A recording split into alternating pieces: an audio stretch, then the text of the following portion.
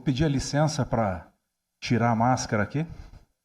Parece que nós estamos quase respirando o ar do planeta de volta. Mas, nesse momento, nesse exato momento, meu querido pai de 73 anos, que se negou a tomar a terceira dose da vacina, infelizmente está na UTI do Hospital Nacional do Rossio, em Campo Largo, na região de Curitiba. Levei o teimoso no 6º dia da doença, que começa a fase inflamatória, e ele pegou a Delta ainda para ajudar, não é a Ômicron, né? E aí estava com 50% do pulmão comprometido, 10% a mais de pneumonia, 60%, e mais 3 colônias de bactérias oportunistas. E aí, aquela loucura, né? O PCR dele, que deveria dar 4, deu 29, progressão geométrica, já estava com 50% por secreções da Covid comprometendo o pulmão. E eu sei bem o que é isso, porque exatamente um ano atrás, quando ainda não havia vacina disponível, eu também fiquei com 50% do pulmão. Então hoje meu pai está na UTI, eu dormi com ele as últimas 3 noites, e a pressão dele subiu um pouco, está com máscara de alto fluxo na UTI, mas já diminuíram bastante o oxigênio, a saturação está mantendo, e a inflamação, a árvore inflamatória do pulmão está regredindo aos poucos. Então por isso isso me permitiu estar aqui com vocês hoje, tá? Paizão vai sair dessa, viu, Pelúcio? Muito bem. Então, para vocês verem que a praga não acabou ainda. E aí o doutor Renato, da UTI do Hospital Rossio, que é um dos maiores da América Latina, disse o seguinte: dos 17 que eu tenho internados na UTI aqui, 100% não tomaram a terceira dose. Então, tomou só as 2 Coronavac lá atrás, né? E aí o nosso organismo, quando não está ensinado a produzir anticorpos, cria anticorpos que não são adequados, é uma chave Phillips 9, quando o negócio lá é fenda 6. Mas quando toma a vacina, ele já vai certo. Tanto que a mulher dele que tomou a vacina está bem com Covid em casa. Mas ele que não tomou está na UTI. Então vamos lá. O Dr. Narciso já chegou aqui, nosso querido Dr. Narciso. Eu quero primeiramente agradecer a generosidade do convite do nosso presidente Francisco Pelúcio, de estar nesse evento do Connect aqui com vocês, e em nome do qual saúdo a todos os presentes, nosso querido presidente Pelúcio, e eu passo de pronto a palavra para o nosso querido Dr. Narciso, que vai iniciar esse bloco da nossa fala. Boa tarde a todos, boa tarde, presidente Pelúcio, Carlos Panzan, presidente da Federação, Ribuzzi, presidente da seção de cargas. Na verdade, eu vou fazer apenas uma introdução aqui desse assunto, e na verdade o convidado especial nosso é o juiz Melec, e apenas para situar a importância de discutirmos a questão do financiamento sindical em função da reforma trabalhista de 2017, e colocar aqui algumas opiniões a respeito desse assunto, que nós podemos trabalhar para melhorar a legislação, né, a organização sindical no Brasil. Então, só para dar uma introdução, as características da organização sindical brasileira, elas estão no artigo 8º da Constituição Federal. Em 88, buscou-se levar a estrutura sindical, ou pelo menos as diretrizes da liberdade sindical, na Constituição. E nós temos um modelo ainda criticado pela doutrina como arcaico, e que já não é mais praticado em vários países. Então, nós temos algumas características dessa organização sindical, né? A unicidade sindical, a obrigatoriedade de apenas um único sindicato por categoria, a base territorial não pode ser inferior ao município. Nós ainda temos a organização sindical partindo do ramo de atividade econômica, para se definir qual é a atividade de representação profissional. Os sindicatos representam toda a categoria, não só os seus associados. As contribuições devem ser aprovadas em assembleia. A estrutura sindical ainda é piramidal. Nós temos na base os sindicatos, depois nós temos as federações, normalmente estaduais, e nós temos as confederações. E isso, a estrutura piramidal patronal. Em relação aos trabalhadores, nós temos uma característica que desde 2008 as centrais foram reconhecidas juridicamente, receberam 10% da contribuição sindical até 2017, e elas têm uma característica que elas competem na representação com as confederações profissionais. Mas elas não podem celebrar a convenção coletiva, mas são reconhecidas por lei. E também não há, em relação às centrais sindicais, a observância da unicidade. Elas podem representar mais de uma categoria profissional. E em relação às fontes de custeio, que é exatamente o debate de hoje, nós temos 4 fontes de custeio oficiais dos sindicatos, que é a contribuição sindical, a contribuição assistencial, a confederativa e a contribuição associativa. Faz parte, né, dessas fontes ordinárias de custeio, juntamente com a contribuição assistencial, a contribuição confederativa, que foi criada em 88, devendo ser aprovada em Assembleia e visando custear o sistema confederativo de representação, apenas em relação aos trabalhadores, não em relação ao setor patronal. E a contribuição sindical, que nós tivemos o antigo imposto sindical, uma alteração muito importante em 2017, que o Dr. Másio, inclusive, participou, onde ela não foi extinta, ela passou a ser facultativa, mas ela ainda existe.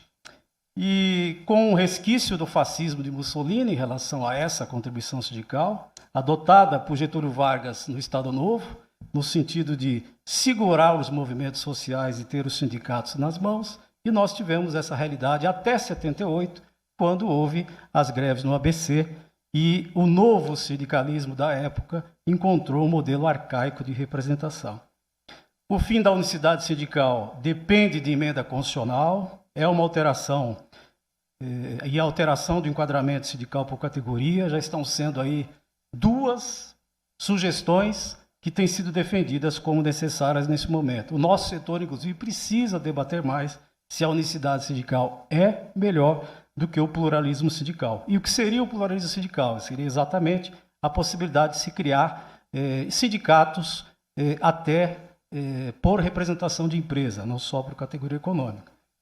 Então, nós temos essa realidade do custeio das entidades.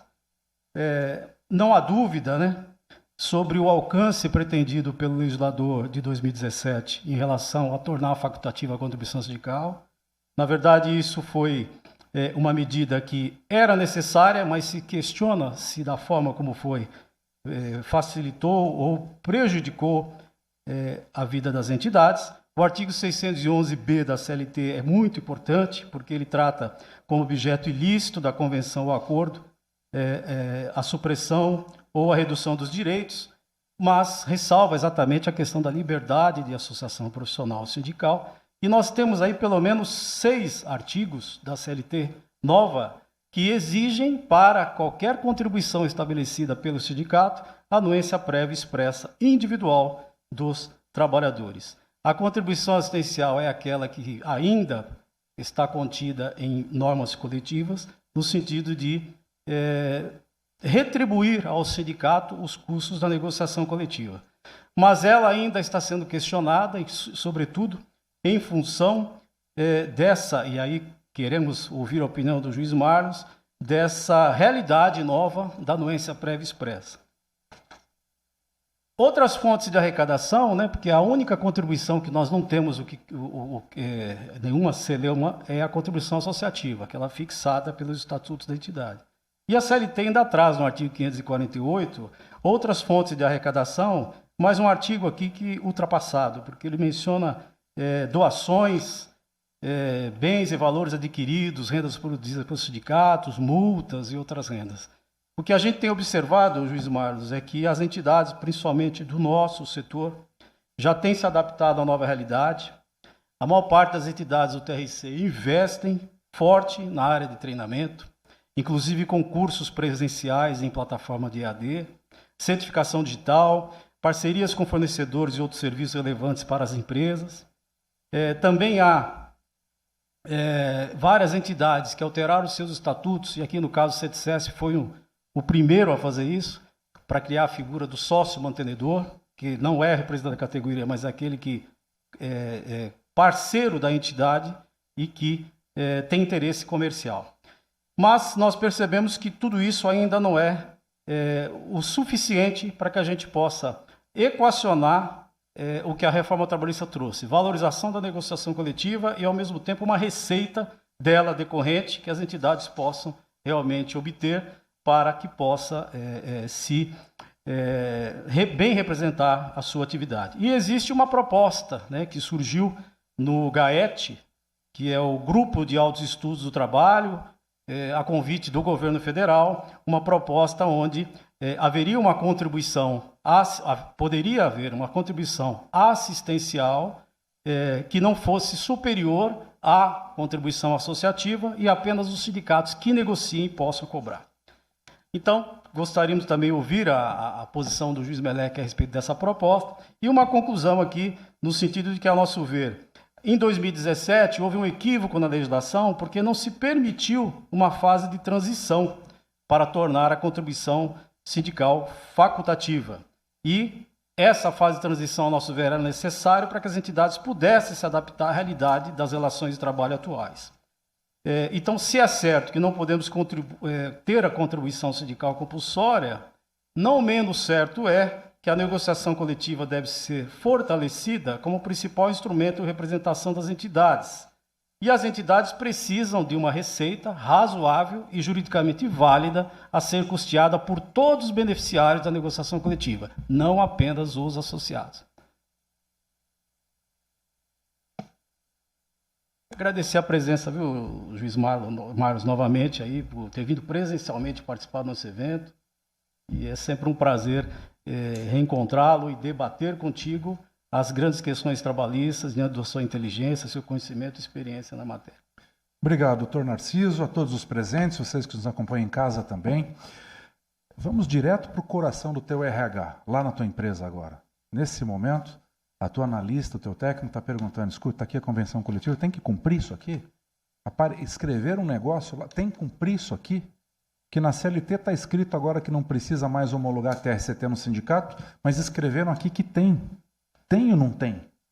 Está escrito aqui que dá para pagar uma cesta básica de R$2.000 para a pessoa, mas isso aqui não é sonegação fiscal, não vai dar problema? Não vai expor a empresa a risco? Isso lá no teu RH, porque tem muita coisa que chega no CEO. Tamanho da bucha que colocaram ali na convenção coletiva. Então essa é a consequência, o resultado do que acontece dessa discussão que nós vamos ter aqui agora, que é absolutamente prática para o negócio de vocês. Eu estou me expondo a risco se não cumprir o que colocaram aqui? Ou eu tenho que cumprir isso aqui? Mas, doutor, colocaram aqui um tal de auxílio funeral, que tem que pagar pro sindicato. Tem que pagar isso aqui? E tem uma multa de R$5.000 por trabalhador se não pagar, na convenção coletiva. Ué, mas a multa não está limitada pelo artigo 412 do Código Civil ao limite da obrigação? Mas a Constituição fala lá no artigo 8º, inciso 23, que tem que observar a convenção coletiva. Ali está escrito que está escrito tem que cumprir. Então o que eu faço, para que lado que eu vou? Que insegurança jurídica doida que é essa? E como é que os tribunais têm se comportado em relação a isso? É isso que nós vamos trazer para vocês aqui agora.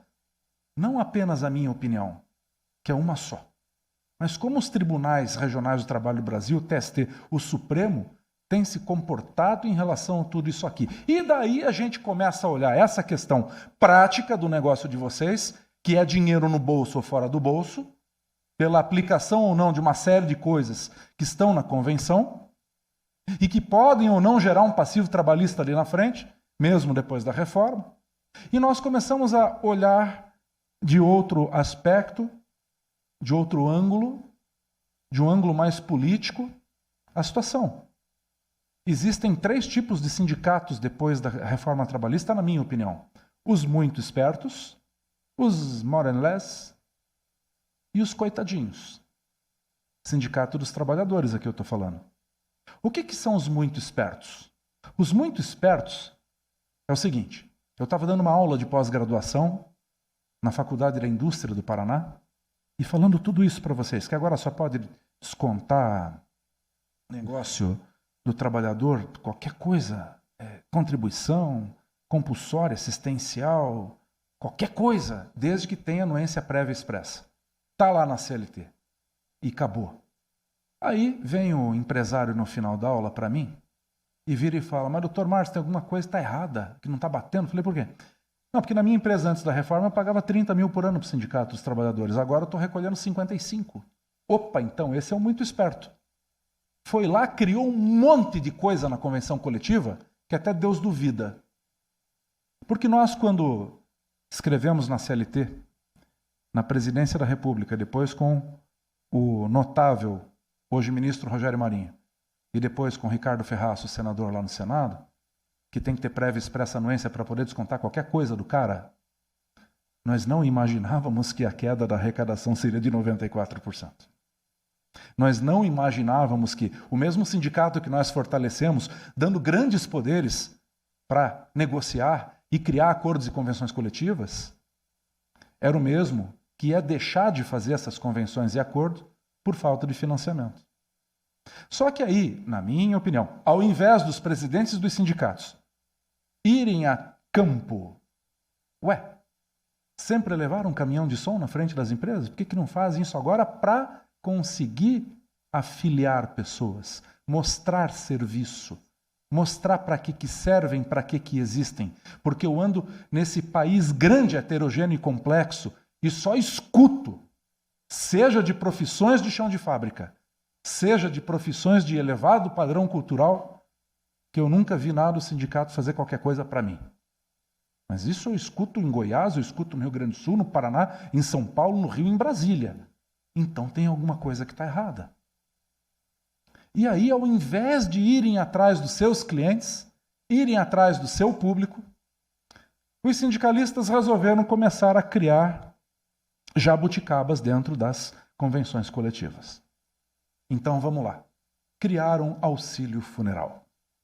A tua empresa provavelmente já paga seguro de vida em grupo e que já cobre, inclusive, o evento sinistro morte em relação ao teu colaborador.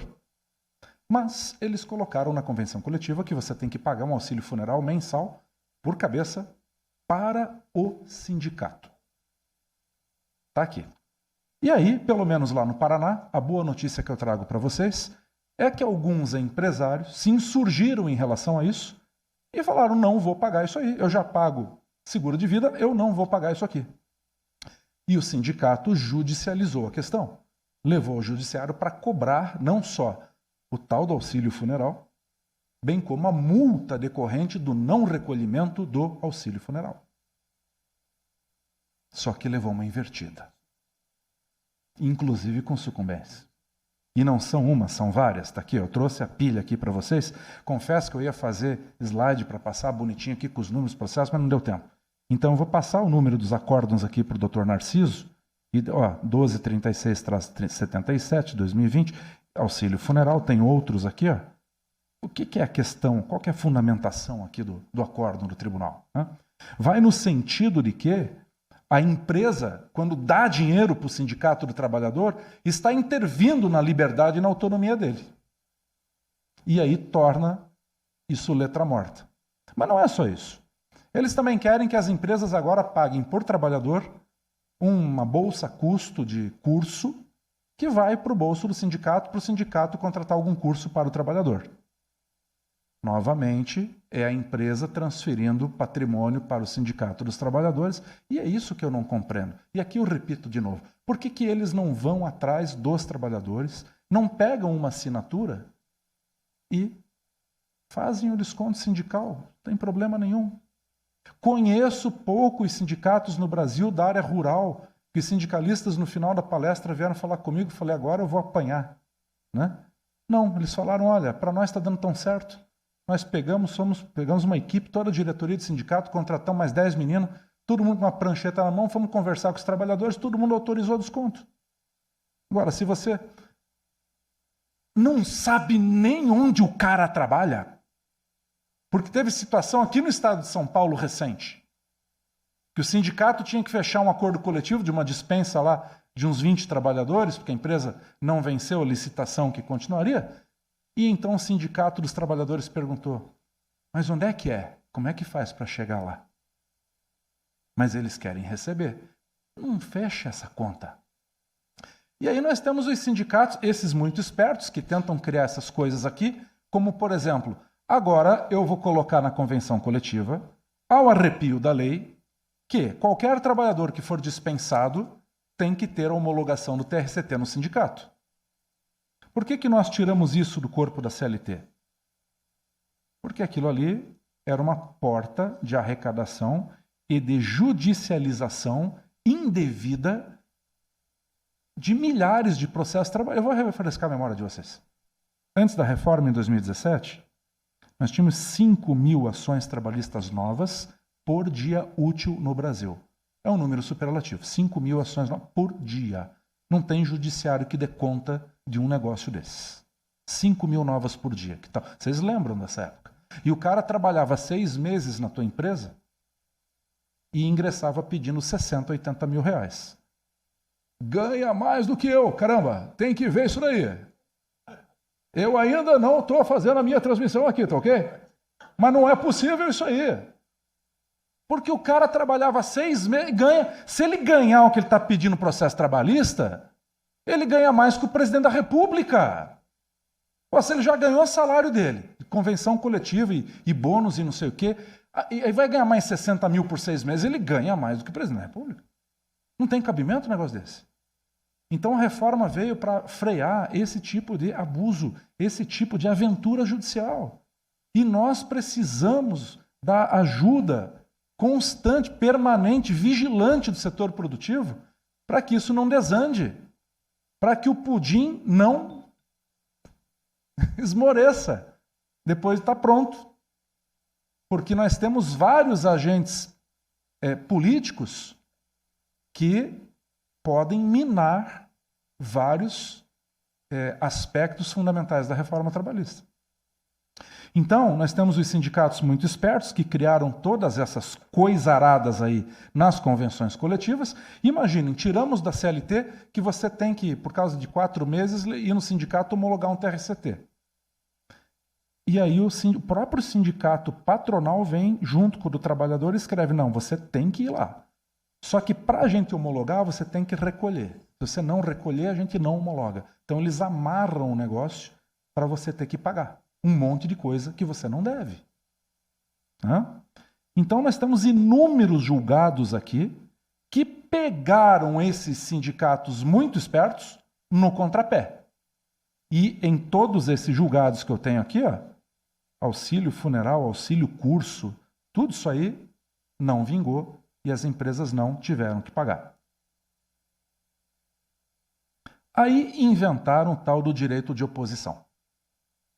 O direito de oposição é aquele na qual a convenção coletiva cria uma obrigação em dinheiro e, se o trabalhador não quiser, ele tem que ir até o sindicato das 15h32 às 16h12, lá na aclimatação, perto da Ponte do Libão, entrar numa fila com caneta Bic verde e fazer de próprio punho o que ele não quer. Vocês podem achar que é brincadeira? Eu estou exagerando um pouco, mas é isso. Uma vez eu fui levar meu carro na oficina e tinha uma fila em volta da quadra. Eu perguntei para o dono da oficina, escuta, isso aqui é emprego? Fila para emprego? Ele falou, não, fila para oposição no sindicato. E é só na hora do almoço que eles fazem. Cada um com a sua caneta Bic na mão. Então, esse direito de oposição ele é válido? Isso existe no direito, no ordenamento brasileiro? Não.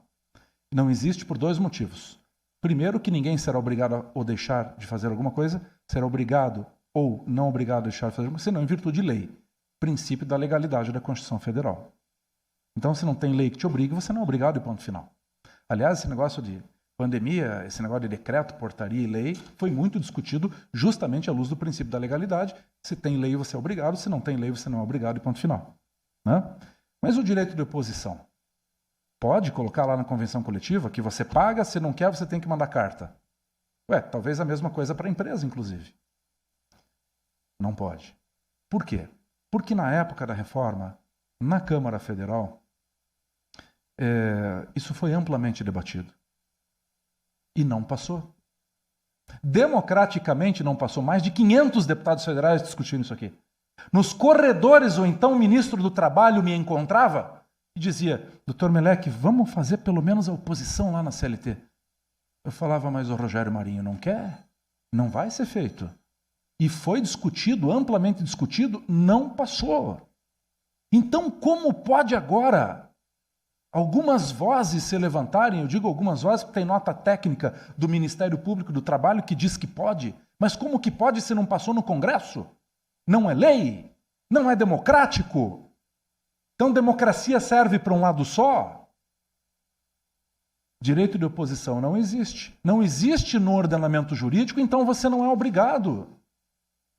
Direito de oposição não existe porque não passou no Congresso Nacional. Então não pode estar ali na sua convenção coletiva. E aí tem os sindicatos mais ou menos, né? Aqueles que não fazem esse escândalo todo aqui que está na convenção, querem outro escândalo? Não pega bem a área de vocês, mas pega tantos outros segmentos do país, que é a 12 por 36, a jornada 12 por 36, que foi reconhecida na reforma trabalhista e que muitos sindicatos estão escrevendo na convenção coletiva. Acredite se quiserem, né? O Brasil é realmente o país da piada pronta, Pelúcio. Eles dizem assim, será possível a 12 por 36 desde que haja homologação no sindicato. Meu Deus, mas está na lei, já é um direito da empresa e do trabalhador. Por que tem que passar pelo sindicato isso daí? Entenderam? Já está lá na CLT que a gente colocou na reforma trabalhista, na Lei 13.467. Pode fazer banco de horas semestral individual, direto com o trabalhador. Pois eles têm a capacidade de botar na convenção coletiva que para fazer qualquer tipo de banco de horas tem que passar pelo sindicato. Mas que sindicato que é esse que cria dificuldade ao invés de ajudar? As pessoas. Como pode? Como pode um sindicato patronal concordar com um negócio desse? Claro que aqui tem estica e puxa, política, negociação, toma lá da cá, no bom sentido, entendeu? Mas peraí, então vamos rasgar tudo que foi feito na reforma com o aval dos sindicatos patronais? Entenderam? É isso. E aí tem os sindicatos que não estão fazendo nada disso, que só reclamam e estão morrendo de fome. Não fazem nenhuma atrocidade dessa na convenção coletiva, mas também não vão atrás dos seus clientes e estão definhando, se acabando. Agora, não que isso aconteça no Brasil, mas imagine que você precisa fazer um acordo coletivo direto com o sindicato dos trabalhadores. Sim, porque a diferença da convenção e do acordo é que o acordo a tua empresa faz direto com o sindicato dos trabalhadores. E que eles queiram cobrar um valor por cabeça, um percentual do valor que você vai economizar. Não que tenha isso, eu só estou aqui imaginando. Entendeu? É extremamente grave isso. Então, quando o presidente Pelúcio me chamou para participar do CONET e o doutor Narciso, a gente trocou ideias, por que não a gente começar a rediscutir, como gente grande, discutir de maneira técnica, racional, madura, um financiamento sindical decente para o Brasil?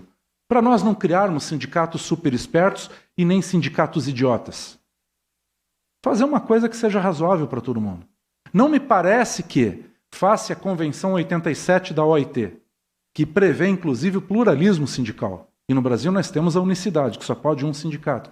Não vamos entrar nessa seara aqui, mas como é que é funcionar mais de um sindicato? Negocio com qual? Tem toda uma situação em torno disso na Alemanha, na França, na Inglaterra, mas não é o nosso assunto de hoje. Mas só para vocês terem ideia, a OIT prega pluralismo e não unicidade sindical, como nós temos desde Vargas aqui no Brasil. Então, vamos lá. Vamos financiar os sindicatos unos, os que são únicos para cada categoria. Como? Ora, se está na OIT e está na Constituição que o Estado não pode intervir no sindicato, porque as verbas dos sindicatos não podem ser aferidas, não podem ser fiscalizadas, auditadas pelos tribunais de contas, então por que o Estado brasileiro também tem que financiar ou intervir? O Estado também não pode intervir para dar dinheiro para o sindicato. Pior ainda, fazer esmola com o chapéu alheio e chamar de justiça social.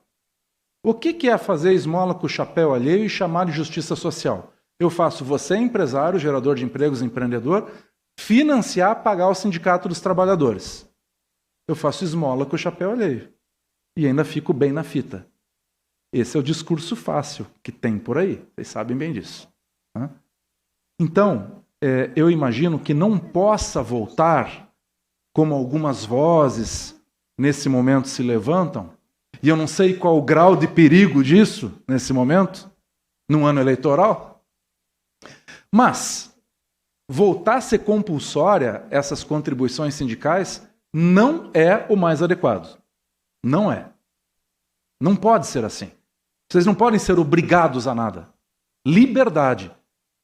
Eu costumo autografar nos meus livros assim: a reforma trabalhista é uma semente de liberdade para o Brasil. Então, liberdade. Você não tem que ser obrigado a nada. Mas também, vamos fazer um paradoxo aqui. Também não é justo o cara ter benefícios e não pagar nada por isso. Eu, quando era industrial, quando tinha minha empresa, a gente anunciava no falecido Gugu Liberato, que Deus o tenha, né? E também no Faustão aos domingos. E nós tínhamos mais ou menos umas 70 franquias no Brasil, mais lojas próprias e mais filiais, enfim. E aí, nem todos queriam participar do marketing cooperado para pagar o Gugu, para pagar o Faustão domingo. Mas todos eram beneficiados. Não é isso? Porque a mídia é nacional. Então, quando o cara pegava lá no domingo, ô louco aí, o creme hidratante da Ramel, que louco!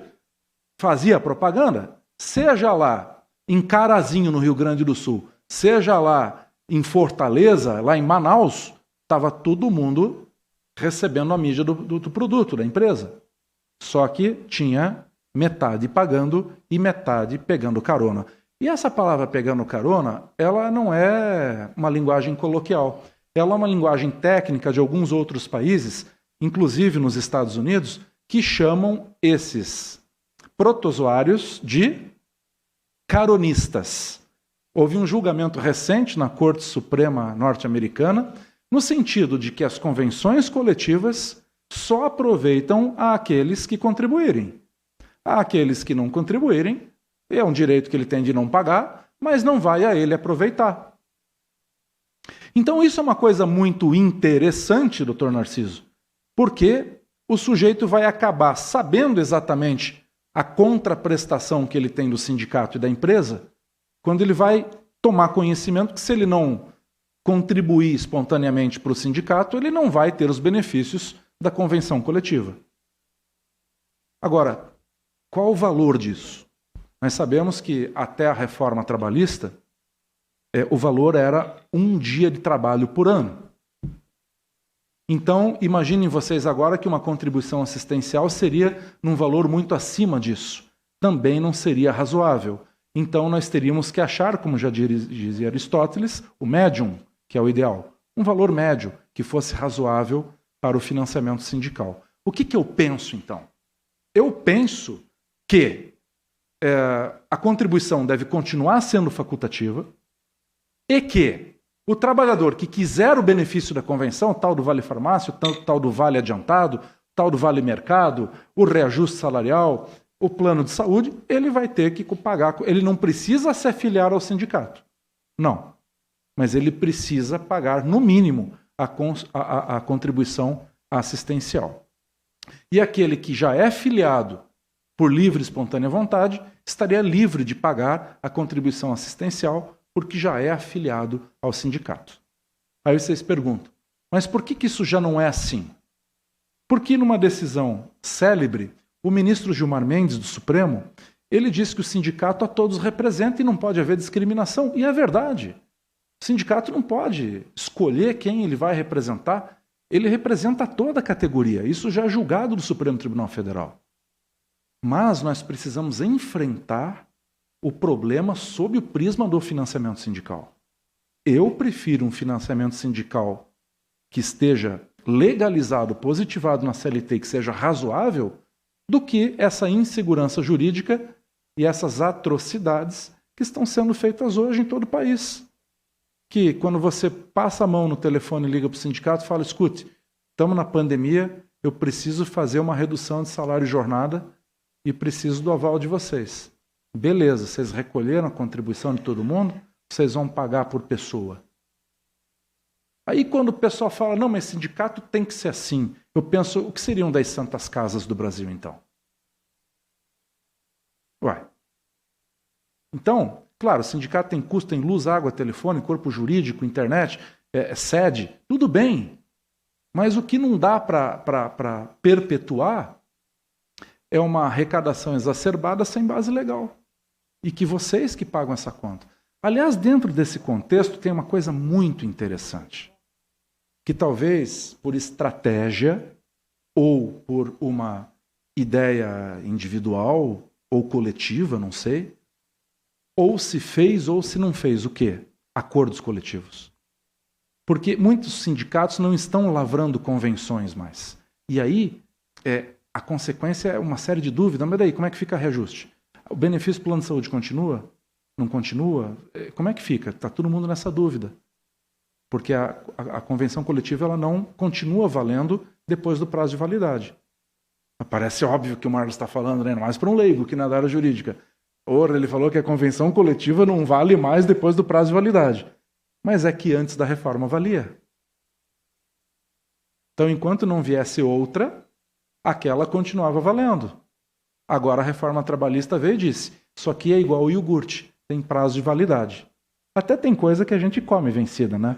Uma embalagem de amendoim de alumínio bem fechada, guardada no armário, venceu há 6 dias, você tem coragem de comer. Ainda mais se for uma visita da sogra.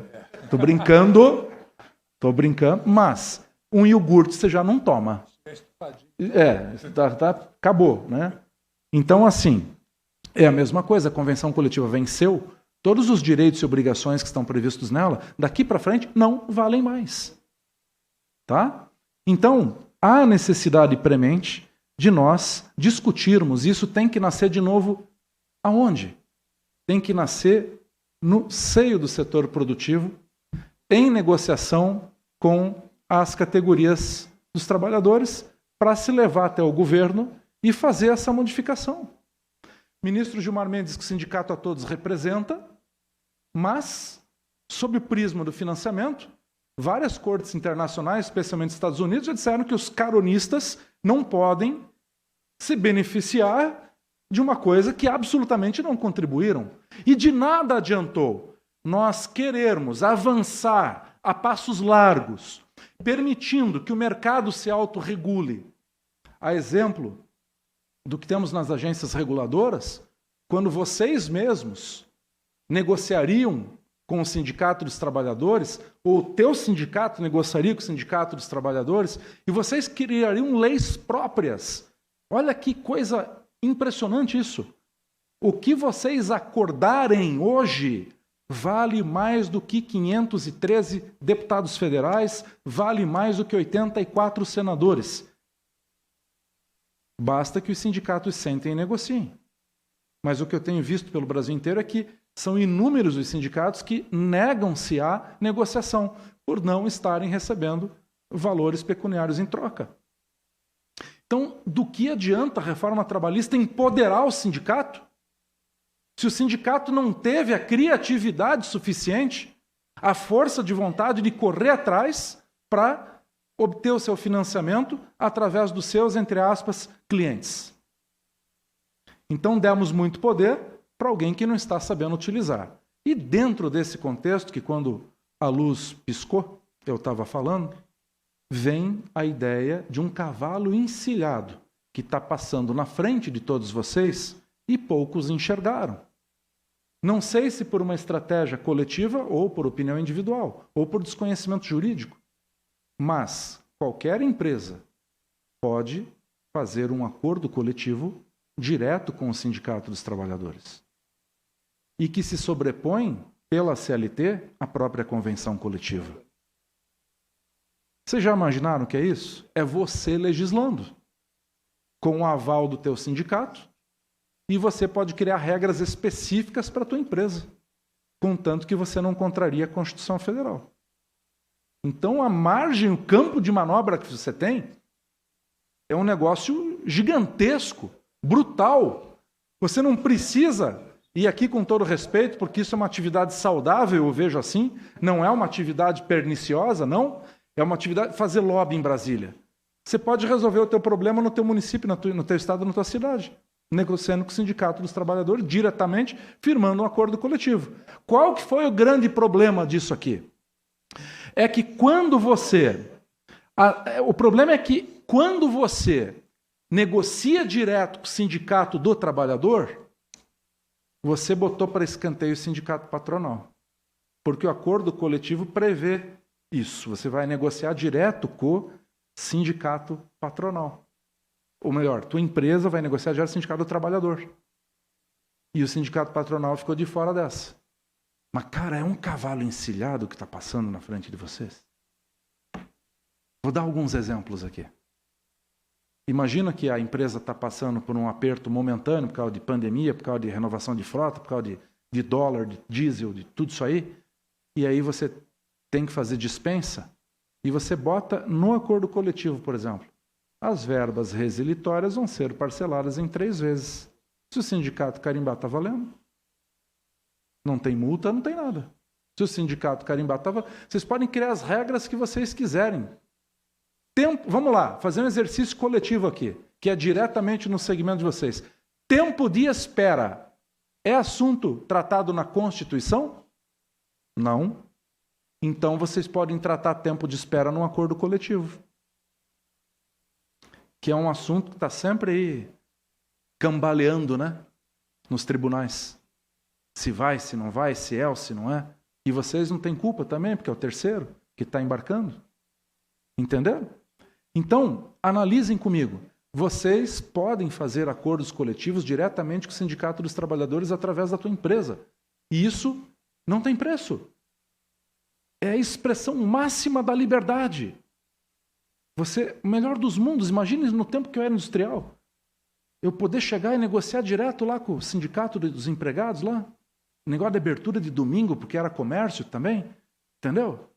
Sensacional. Então pensem nisso.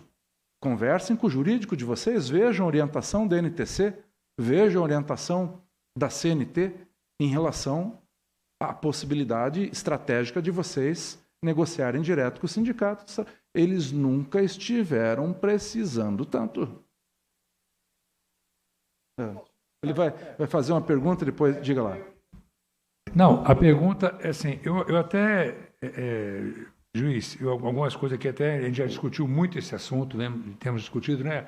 Ana Jarruja ali participou aquele trabalho de reestruturação da representação empresarial. Nós fizemos um trabalho lá, foi feito com o Geraldo atrás, a Conjov participou muito nisso, que é realmente como reestruturar esses novos tempos, aí depois dessa mudança toda da falta de receita e não é só na área trabalhista. O sindicato representa na área do acordo com a prefeitura sobre carga e descarga, e vem os caronistas também, que não contribuem com quantidade, também se beneficiam. Tudo isso aí vem no bojo da história. Isso acontece no sindicato laboral e patronal da mesma forma. Mas especificamente sobre esse assunto do acordo coletivo, a pergunta é o seguinte: o senhor falou agora de uma indústria localizada em determinado município, e às vezes é mais fácil. Você, como uma empresa de transporte, às vezes tem várias filiais, né? Então você tem várias negociações, tem que ser feitas em sindicatos diferentes, alguns podem querer, outros não, os acordos coletivos por empresa. Como é que o senhor enfrentaria isso, considerando, eu tenho 2 filiais no Rio, 3 lá no Rio Grande do Sul, 4 aqui em São Paulo, teriam que ser acordos coletivos diferentes, com o mesmo quadro, com as mesmas funções em diferentes lugares do país. Mas a mesma empresa, como é que funcionaria isso? Excelente pergunta. Primeiro que eu vejo isso como um desafio. Tenho 6 filiais, vou ter 6 sindicatos para trabalhar, é um desafio trabalhar com os 6. Mas vamos lá, na prática. Na prática, como é que funciona? Você já ouviu o ditado popular de que onde passa um boi, passa uma boiada. Então, se você conseguir fazer passar o primeiro boi, e você pegar aquilo de modelo e levar para os outros vão ver que já está feito, e a chance deles concordarem vai ser bem maior. Ah, aqui não sei o que, não, mas lá a gente já fez. Vocês já fizeram? Deixa eu ver. Talvez o valor mude. Olha como eu estou sendo realista. Mas é possível. Aí vocês me perguntam, mas juiz, é legal, é ético, é moral, e é justo, e é legal, está na lei, eu pagar por isso aí? E se eu contar para vocês que a lei não proíbe? A lei não proíbe. Você pagar por um serviço que o sindicato está prestando. Dependendo do jeito que a coisa for feita, os tribunais podem interpretar que você está interferindo na autonomia e na liberdade daquele sindicato dos trabalhadores. Agora, ele ter uma tabela de preço que 1 quilo de carne moída custa R$28, é um serviço que ele está prestando. Diga. Eu teria até uma outra colocação, viu, Rebouzi? Eu acho que tem aí uma receita de bolo. Tem aí uma receita do bolo. Você falar por empresa, você tira também o poder, você tira também o poder do sindicato empresarial, das entidades empresariais organizadas. Nós tivemos um exemplo muito claro aqui dentro do setor, que ele foi um grande protagonista, o doutor Narciso lembra bem disso, na questão, por exemplo, quando a gente discutiu a lei do motorista lá atrás, quando o senador Paulo Paim falava em estatuto do motorista, e nós o trouxemos aqui e dissemos que nós íamos buscar uma legislação negociada com a Confederação Nacional dos Trabalhadores em Transporte. Bom, isso partiu, foi de dentro da NTC que partiu isso, na época eu presidia a NTC. Eu acho que as federações empresariais do nosso setor, elas têm uma receita de bolo. É elas começarem a orientar seus sindicatos nas bases, começarem a procurar os sindicatos laborais e começarem a trabalhar isto, como bem colocou o doutor Marlos. Eu acho que isso construído pelo setor empresarial, junto com a representação empresarial, junto com a representação laboral, isso pode chegar às confederações, chegar na confederação e sair uma proposta do setor. Pode que aí passa o boi, passa a boiada. Quer dizer, o setor de transporte pode ser um grande protagonista nisso. Amanhã ou depois a indústria pode vir, o comércio pode vir, e você cria, na realidade, um financiamento justo para a representação sindical no país. Quer dizer, uma coisa negociada. Eu acho que a receita do bolo está dada. Seria mais ou menos por aí, doutor Marcos? É bem colocado. Por isso que quando eu falei de estratégia individual coletiva, isso tem uma amplitude muito grande, é muito essencial quando eu digo em estratégia individual coletiva. Porque, vamos ser sinceros, se fosse cada um seguir o caminho do acordo coletivo, vocês não teriam alcançado os benefícios da reforma trabalhista, vocês não teriam alcançado o benefício da nova lei do caminhoneiro, porque vocês estariam fragmentados. Seria corpo. Entendeu? Seriam átomos, né? Exatamente. Agora, o que é tentador fazer o acordo individual é. E aí eu já vi convenções coletivas que dizem que, caso seja feito algum acordo coletivo, obriga-se que o sindicato patronal participe junto. Só que se a convenção não sair, você também fica no vácuo.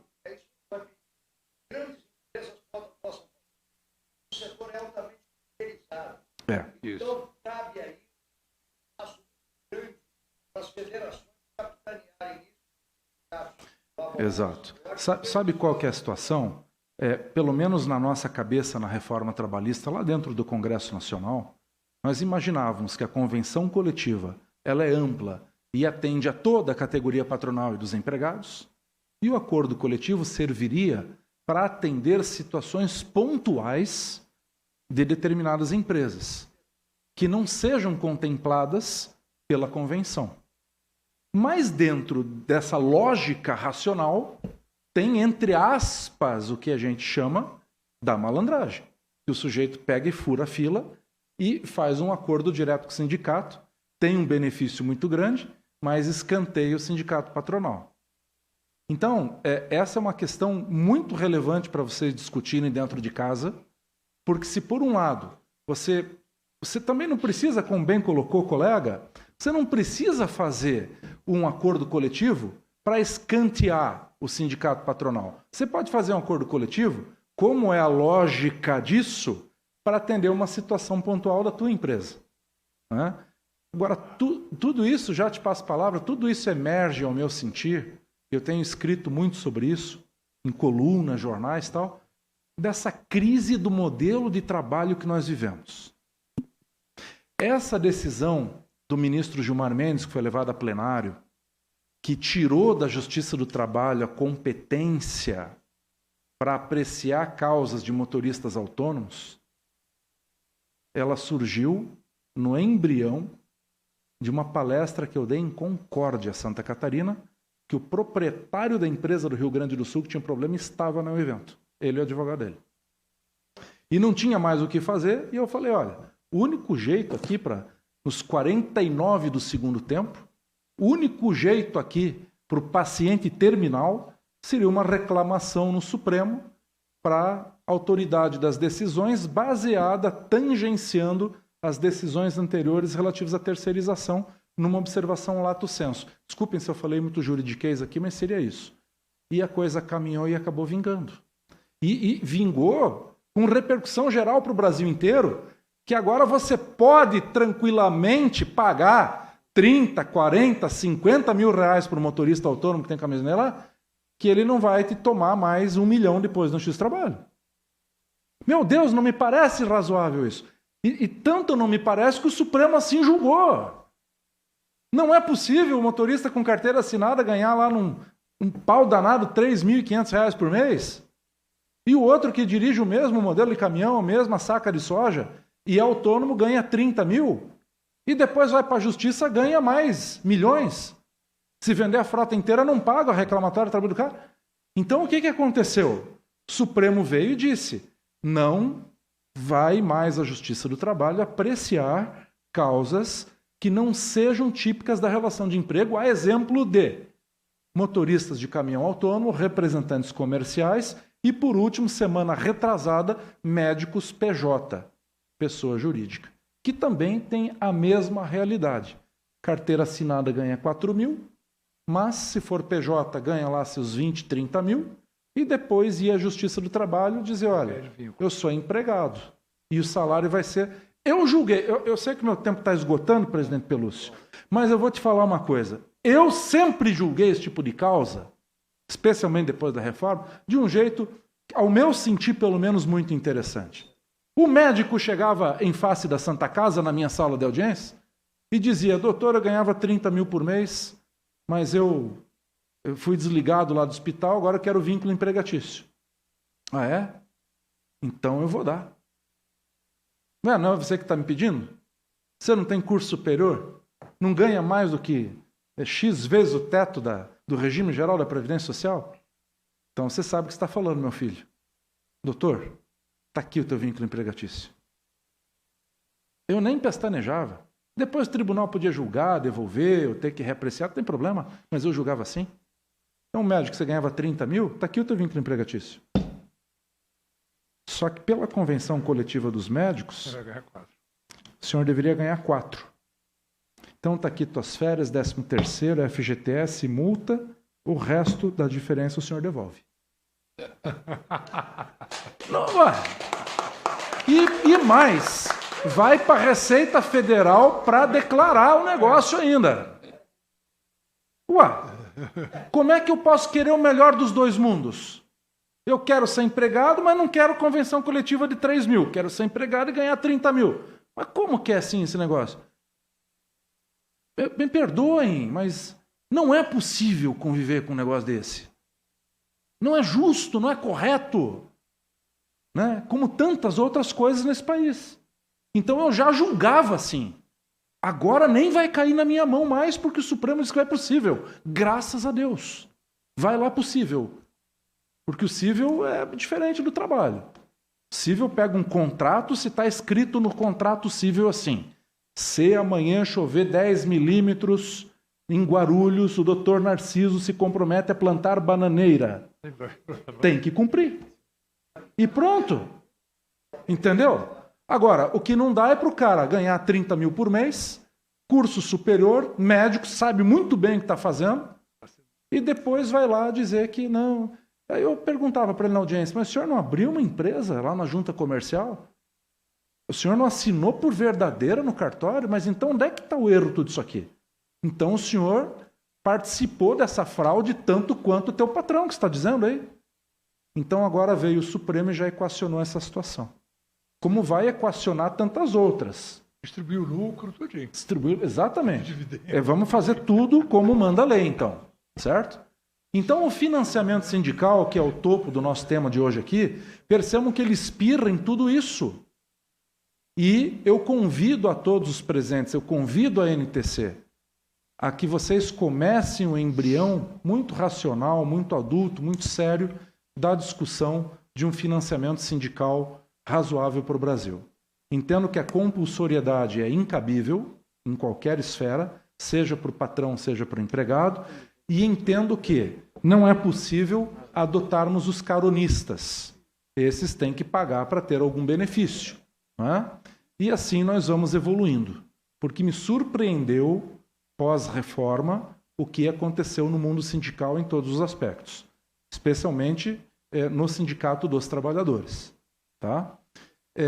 Alguém do fundo gostaria de fazer uma pergunta. Sim, doutor. Está com a palavra. Duas perguntas. Primeiro... Um minutinho, por favor. Não? Foi pedido antes aqui a pergunta. Nosso querido amigo ex-presidente Urubatã Elô. Por favor, Urubatã. Presidente Pelúcio, companheiros, todos os empresários transportadores, autoridades, muito boa tarde. Eu me encantei aí agora com a palestra do juiz Malek, até porque todas as palestras dele são sempre recheadas de muita inteligência. Mas eu quero dizer o seguinte, que a convenção coletiva realizada diretamente com o empregador, ela já existe no nosso setor e ela já existe já com algumas empresas realizando isso, realizando essas convenções coletivas diretamente com o seu sindicato.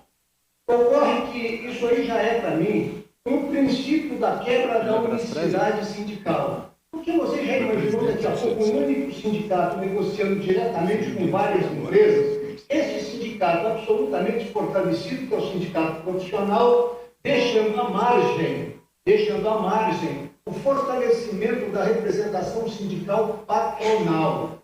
Portanto, eu acho que é um erro absurdo fazer a lavratura desse instrumento de convenção coletiva diretamente da empresa com o sindicato profissional, porque ela é efetivamente já um embrião de uma quebra de unicidade.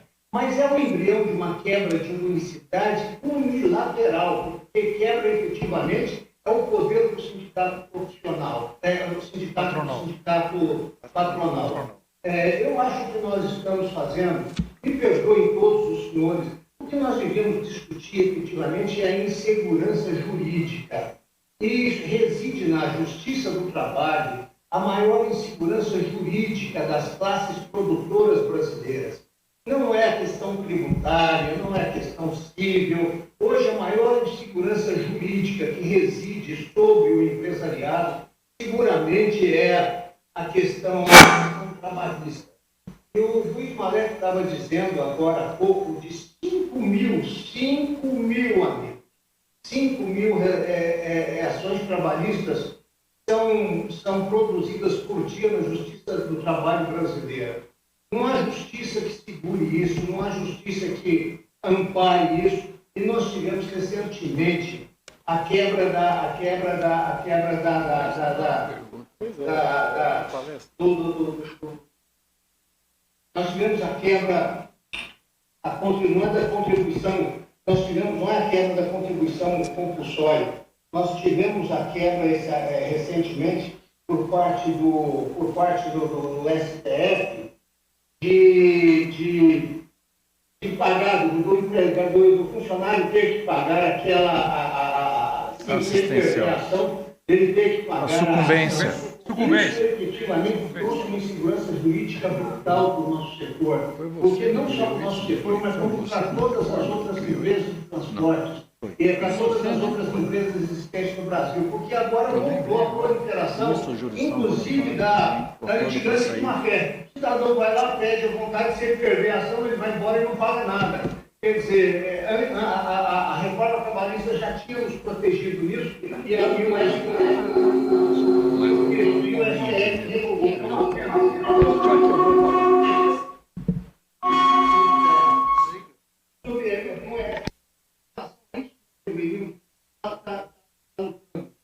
Eu acho que direta, eu acho que não existe, nós temos que efetivamente de contribuição compulsória, mas nós temos que lutar contra a insegurança jurídica. Um outro aspecto absurdo também, eu acho que é o período de caducidade. Esse período de caducidade, para uma reclamação trabalhista, nós devemos lutar contra isso. Isso é uma afronta. O cidadão sai da sua empresa daqui 2 anos, quando vai vencer o 2º ano, um dia anterior ele entra com uma ação trabalhista pedindo um monte de coisa para você e você nem sabe quem mais é esse cidadão, porque ele já saiu da sua empresa há 2 anos. E agora, pior, com a decisão do STF, o que acontece? Ele faz um pedido de descanso de má fé, perde a ação e depois vai embora impunemente sem poder pagar absolutamente nada. É isso, presidente. Muito obrigado. Presidente Urubatã, essa criação da multa para o funcionário que perde a ação é a criação dele na reforma tribunal, quando foi feita a reforma trabalhista. Tá? A multa para testemunha que mente também. A multa também. O acordo para sair é jurisdição voluntária. Perfeito. Agora, Urubatã, está coberto de razão. O prazo prescricional de 2 anos na Justiça do Trabalho é muito grande. Na época, nós quisemos mexer nisso, mas depende de PEC. Projeto de emenda constitucional, porque é constitucional, né? É outro quórum qualificado para votar.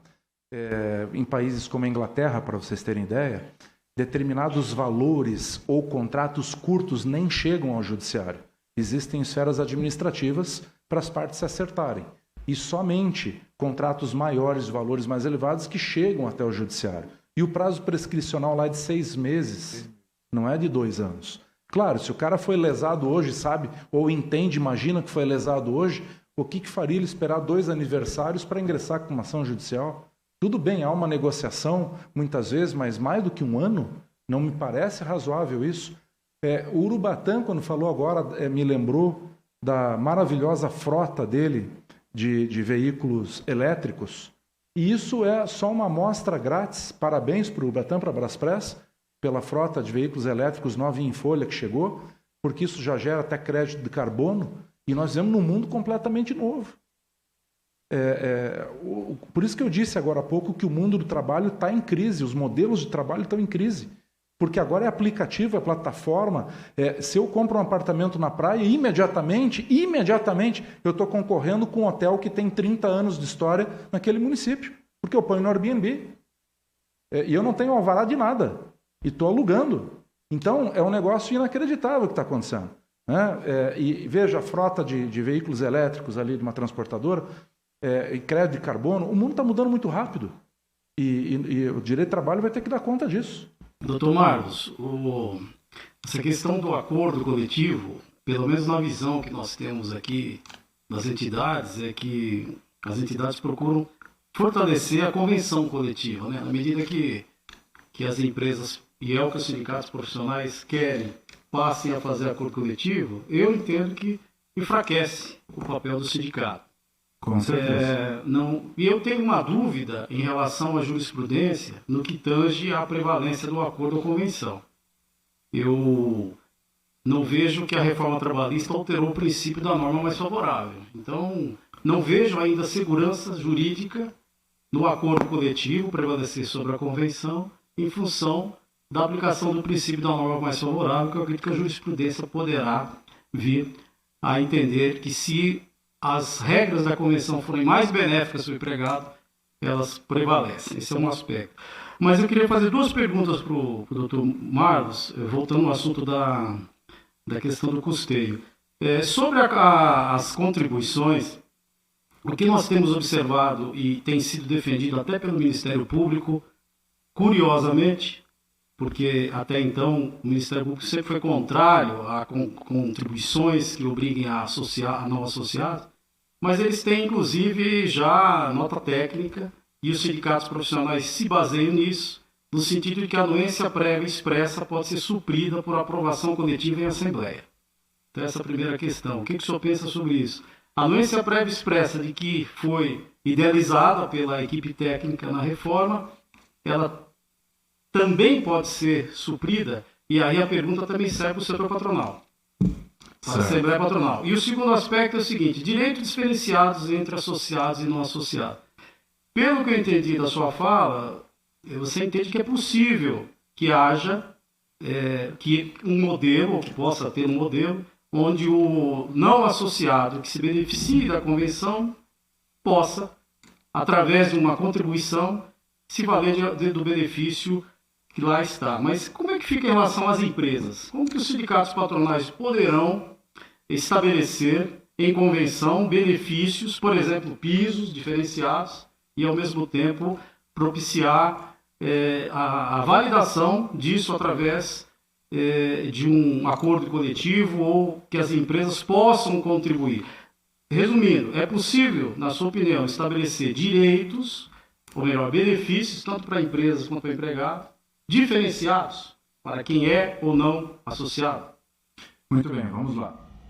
Penso que a norma tem que ser uma só. E aí quem paga a contribuição assistencial dela se beneficia, e quem não paga fica com a lei seca. Não teríamos dois instrumentos normativos, duas convenções, ou coisa assim, né? Quanto à questão da norma mais favorável, ela é um princípio infraconstitucional.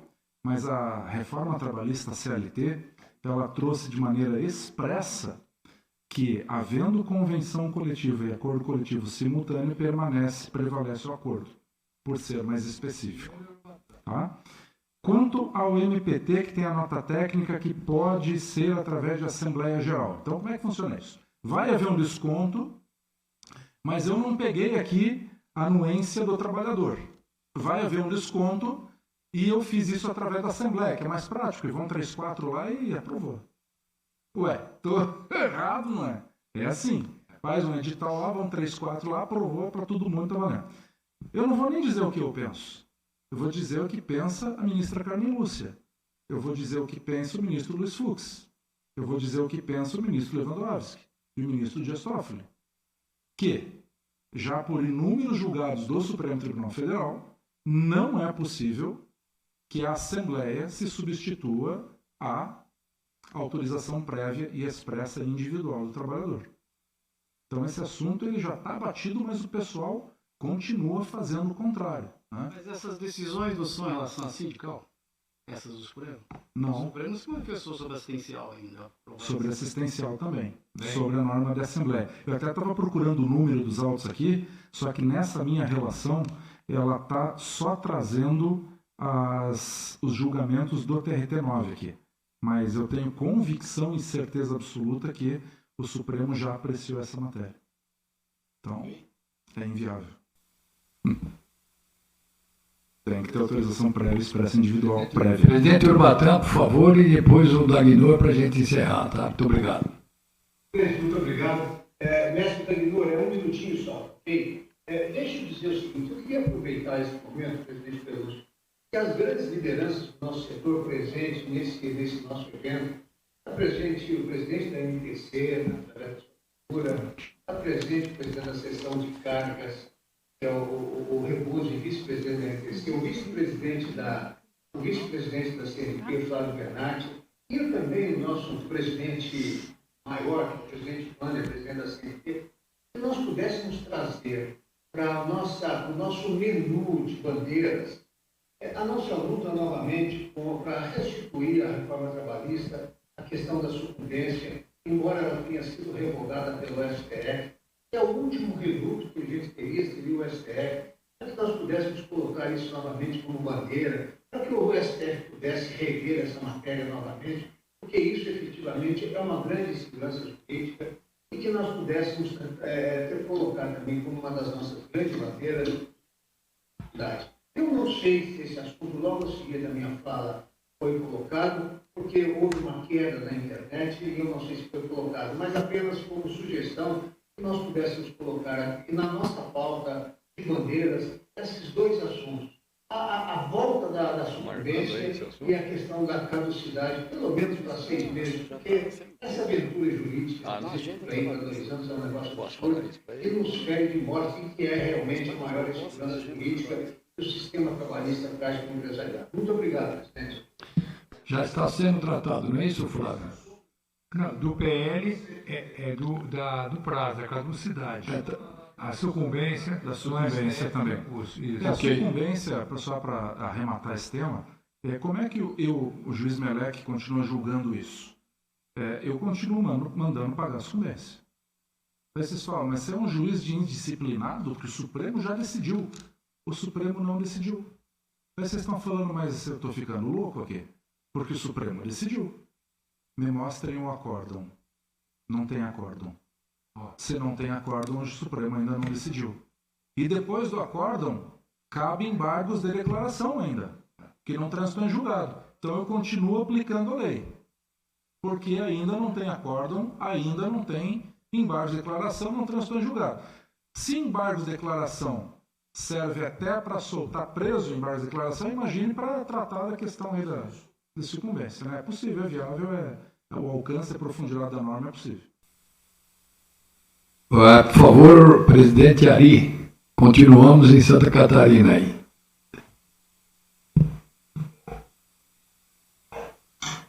Boa tarde, presidente Lúcio, boa tarde a todos os participantes dessa situação da prescrição de decadência. Já é um desejo aqui da Retrocesc. Nós até já encaminhamos via COFEI, das Federações aqui, ofício para o Fórum Parlamentar Catarinense. E, na verdade, que se ouve falar que é muito difícil. E lógico que nem tudo é fácil, mas nós realmente precisamos fazer algo.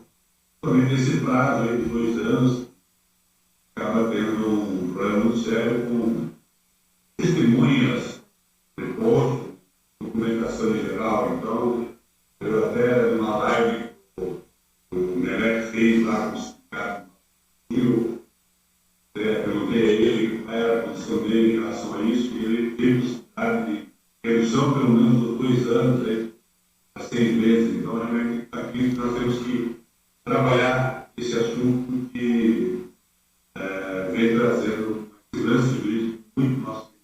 É isso. Obrigado, Ari. Obrigado, Ari. Ok. Eu, inclusive, brinquei aqui com o nosso amigo Melec, que eu apostava com ele, que eu saberia quem é que foi, né? Esse caso que ele tinha citado. Ele não topou apostar comigo, não tá? Agora a pessoa veio aí e se entregou. Tá? Ok. Alguém quer fazer uma pergunta? Porque como é que está aí, Gisdete? Nada ainda? Saiu de lá agora? Atrasou. Coronel Malucelli, presidente Malucelli, Curitiba no ar. A pergunta é bem cretina. Até a resposta que eu odiaria. O Luiz Melec, meu querido amigo de Curitiba. Em função das eleições, aí pode ser que haja até uma fatídica eleição da volta do PT ao governo. Deus o livre. E essa porra desse imposto sindical volta? Volta porque o preconizado, mencionado candidato já disse aos 4 ventos que vai revogar a reforma trabalhista. Eu penso que ele pode ser louco, mas não é burro. Revogar a reforma ele não vai. O que ele vai criar um projeto de lei para novamente voltar a irrigar os sindicatos laborais com recursos, porque isso é a base histórica, eleitoral de determinados partidos políticos. Então, havendo essa possível ligação entre os partidos políticos e os sindicatos, e ser uma base eleitoral, naturalmente que isso vai ser feito. Né? Mas a revogação, na verdade, é impossível, porque pelo sistema brasileiro você não pode revogar, porque a norma anterior não volta a viver, porque é inviável a repristinação. Então, isso é uma questão técnica, tem que haver um projeto novo. Né? Então, mais ou menos isso. Também ouvi hoje no aeroporto que alguns me perguntavam, algumas lideranças do setor produtivo do Brasil, que estão zum, que vem uma mini-reforma. Eu conversei com pessoas de dentro da Casa Civil E para esse ano, já imaginava, ano eleitoral, e não tem nada no radar que possa se colocar no momento como mini-reforma, coisa que o valha nesse momento.